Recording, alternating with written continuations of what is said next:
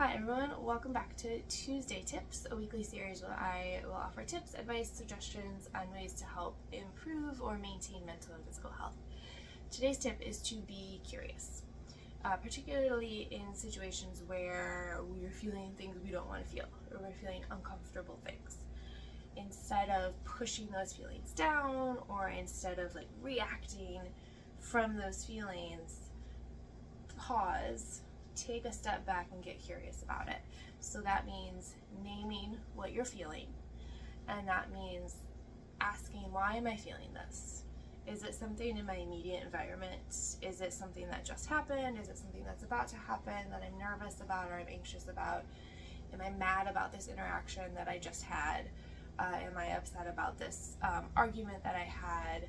Am I feeling sad about this argument that I had?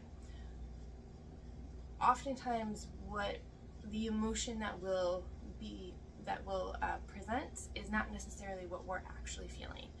Our brains feel that it's easier sometimes to feel angry or to feel nervous than to really feel sad, for instance, to feel vulnerable. So what is coming up as anger, there's probably some other stuff going on underneath it. And if we only ever react with what's on top, with what's showing, we'll never really get to what's underneath, and we'll always just keep repeating this cycle of I'm going to react in anger or I'm going to feel anxiety, but I don't want to feel it. I'm going to push it down. I'm going to do something else to not feel it. It's still there and it's just going to keep coming up and up. Once we're able to pause, to step back, to be curious, to investigate, to name it. I'm saying these things out of order, but we want to pause, we want to name it, we want to investigate, we want to get curious. The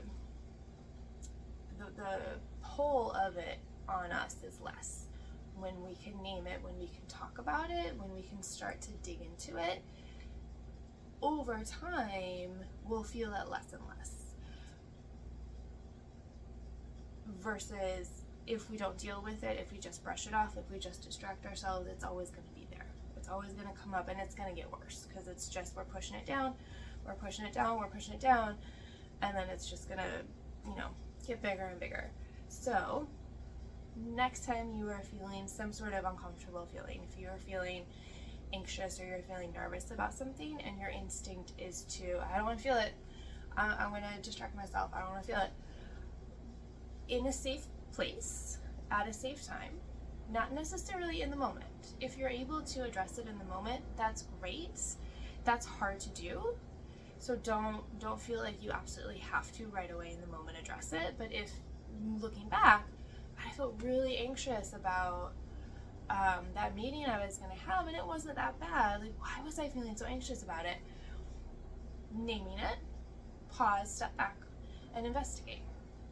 I was feeling anxious because I was worried that I wouldn't be heard, or I wouldn't have time to say my part, or I wouldn't be able to communicate what I wanted to communicate, and I was nervous about that. And if that happened, I would feel sad, disappointed in myself, let down in myself, and I don't want to feel that way. I don't like how that feels. Kind of keep breaking it apart, because when you do that, it's more manageable and you're just getting to a deeper level of what's actually going on, what you're actually feeling. In a situation where perhaps you're getting into an argument with someone and tempers are high and volume is high maybe, and you just are reacting, again, it's so hard in the moment. So don't beat yourself up if you are not able to address it in the moment. But if you have the hindsight after the fact, give yourself that time and space to be like, oh God, why did I say that? Why was I so angry? This person, I wasn't angry at this person. I was angry at the situation. Or I was angry because of something that happened earlier in the day and it just came out on this person. Pause, name it, investigate. Well, why was I angry? Okay, what else was I feeling about this situation? Was it just this isolated situation? Did something happen before or in the past that's just feeding future things because I'm not addressing it? So in the moment or just after the moment in hindsight, what was I feeling? Let me name it. Was that all I was feeling? Why was I feeling this way? Okay, what can I do different next time I feel this way? First step is to try to recognize it when it's happening. Next step is to pause when it's happening if you can, or like as soon as you can after the event. I let these feelings take control. I let these feelings make me like spiral down. I let these feelings make words, grammar. I allowed these feelings to take over, and I was reactive towards that person, and that was not that person's fault. That wasn't the right way to handle it. That wasn't the best way to handle it. No right or wrong.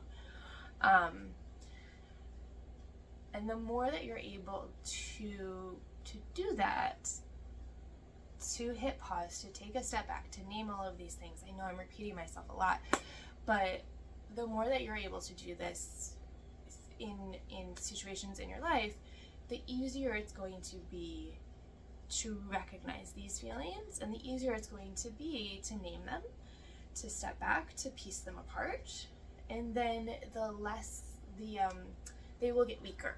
They will not be so strong. You will not feel out of control. You will feel a little more connected and balanced.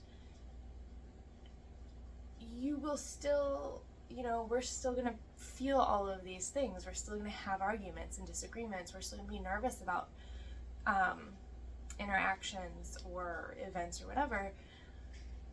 But it's that balance of like allowing ourselves to feel what we're feeling, to not judge. That's another piece of it. Don't judge. To be curious instead. Like, something doesn't feel right. Like something is making me feel like a little bit uncomfortable today. Like what, and like think about, I've done this. Like think about like back on your day. I'm like, why am I feeling like a little bit off today? What was it? And if you can like figure out what that was, and you can name that event or that interaction or whatever, you'd be like, oh, that's why. Okay. But I know that it's going to be okay because XYZ or X or whatever. To be able to talk through it, and to just, it's being curious. It's allowing that space and that distance. It's being able to like step out of it so that you can have a different view on it. This is a big one, and I've recorded this video, this part of Tuesday Tips, I don't know how many times, because I keep going off on tangents, and it's just, you can talk so much more about it. But at the end of the day, to any big feelings, any feelings that feel big to you, pause when you realize you have had those feelings. Name them. You don't have to get it right away either. And there's no wrong answer. God, I felt so angry. Why? What was going on? Okay, did I feel other things? Probably. We feel a lot of things, and we are also allowed to feel opposite sides of things. We are able to hold those two sides of the same coin, so to speak, within us. Like, we're able to be nervous about something, and then we're also able to be excited about it. We can be like really angry about something, or we can be really angry about an interaction we had with somebody who we really like and we really care about. Like, we are complicated. So we're able to feel these multiple things. So, see, again, I'm rambling. But just to say, if you're noticing like a lot of like negative emotion, but you genuinely like your job, you genuinely like your coworkers, or you genuinely like your family member or your friend, we're allowed to feel the both sides of emotion, all the multiple facets of emotion with one person. But if all you're feeling is negative things about someone or someplace, and there's not really any good, be curious about that too. Perhaps the change needs to happen. Anyway, this Tuesday tip is very long, but there's a lot, you know, it can be applied to everything in your life, really. But, you know, the main chunk of it is to be curious, is to not spiral down into what you're feeling, to try to pause. Maybe that's step one. I should say, recognize what you're feeling. Recognize that you're feeling something. Pause whenever you can. Name that something and investigate. Be curious about it. Try not to judge yourself. Know that you can feel multiple things, that you very well might be feeling multiple things, but perhaps just this one thing is presenting. There's lots going on within us. And the more that you are able to break it down and to kind of dig in there over time in a safe space, by yourself or with a friend or with a therapist or with somebody, the less control those feelings will have on you, and the more authentic you can be. Because at the end of the day, that's really like, just to like be your authentic self is awesome. So the more that you're able to just continue to be curious and to not judge and to dig in there when you're able to, the better off things will be, I think. So this was a very long-winded, multi-take Tuesday tip to be curious. Let me know if you have more questions about it, or if you just discovered anything that was surprising, because it's funny what our brain will do to try to like protect us. Easier to feel this and not this, but this is what we need to address. So anyway, that was this week's Tuesday tip. I hope that it was helpful.